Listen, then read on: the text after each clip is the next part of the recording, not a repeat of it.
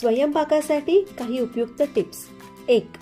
कधी भाजी आमटी हे दोन दोन पदार्थ बनवण्याचा कंटाळा येतो. अशा वेळी ग्रेव्हीचा रस्सा बनवताना ग्रेव्हीमध्ये कांदा किसून घालावा.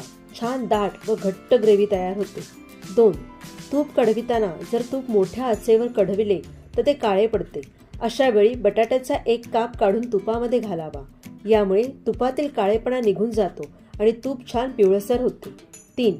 भात शिजवताना जर तो पातेल्यात शिजवायचा असेल तर त्यामध्ये 1 चमचा तूप घालावे.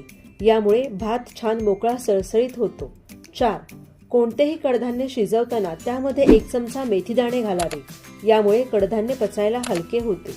5. दह्याची कढी बनवताना ती फाटू नये म्हणून दही फेटताना त्यामध्ये 2 चमचे बेसन किंवा कॉर्नफ्लॉवर घालून दही फेटावे. यामुळे कढी फाटणार नाही. 6.